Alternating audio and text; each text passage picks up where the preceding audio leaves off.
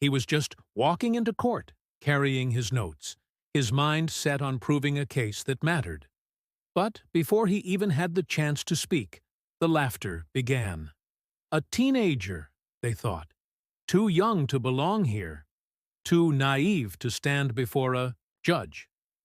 What they didn't know was that appearances can deceive, and this teenager wasn't who they thought he was.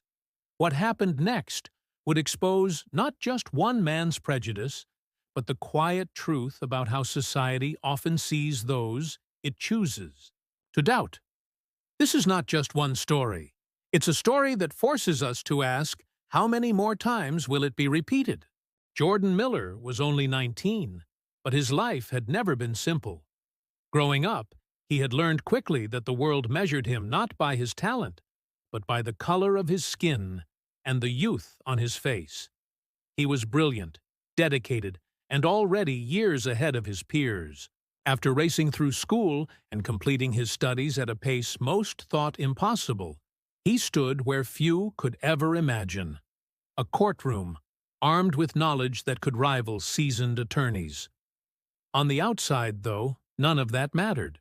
To those who didn't know his story, Jordan was just a teenager who looked out of place in a world that thrives on hierarchy and power. On that day, walking into the courtroom, he carried himself with quiet confidence. He believed the truth of his case would speak louder than anything else. But as he stepped forward, as he prepared to make his mark, eyes began to shift, smirks began to spread, and one voice, the judge's, would change everything. The judge looked at him with a smirk that was meant to cut deeper than words. His tone dripped with sarcasm as he questioned Jordan's presence, mocking his age, mocking the idea that someone so young, someone like him, could carry the weight of a courtroom. The chuckles of those around them stung sharper than any words. Jordan's hands tightened around his notes, but he didn't falter. He could feel the stares, hear the whispers. This wasn't just doubt. This was dismissal. Kind-born not of logic but of prejudice. Yet the more the judge mocked, the more determined Jordan became. He launched into his case, each word clear, each argument sharper than the last. What started as laughter slowly began to shift.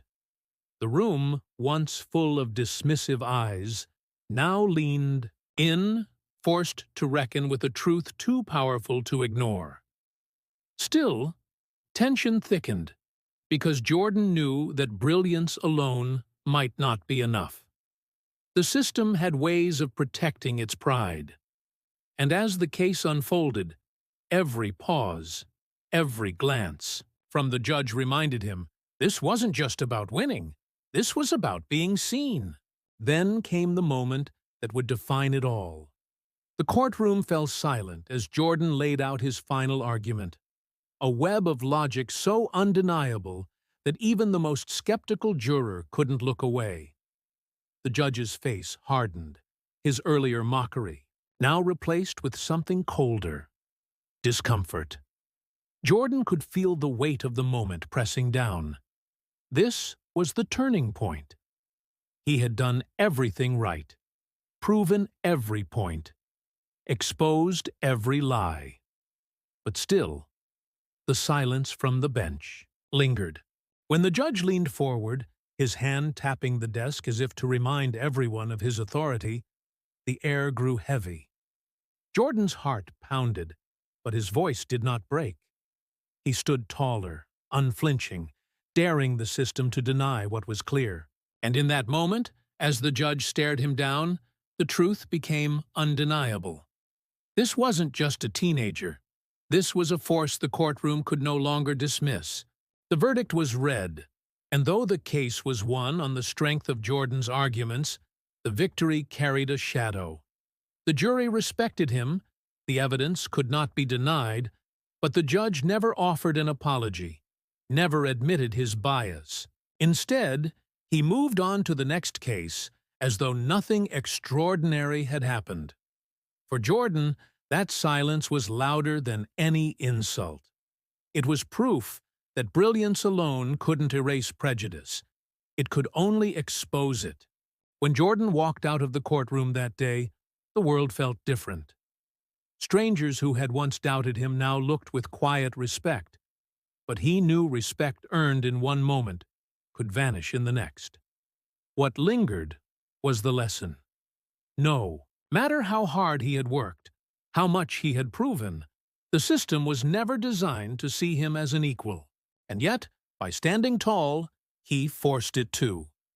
His story doesn't end with a fairy tale triumph. It ends with a challenge, a reminder that racism hides not only in insults and mockery, but in the quiet refusal to acknowledge dignity. Jordan's fight was personal, but it was also universal. It reflected the struggle of countless voices that rise, only to be pushed down, to rise again. The question is, how many more Jordans will it take before the world listens? How many more stories will be dismissed before justice becomes more than a performance? This is not just his story. It's a mirror. And the reflection asks us all, what will you do when it's your turn to speak up?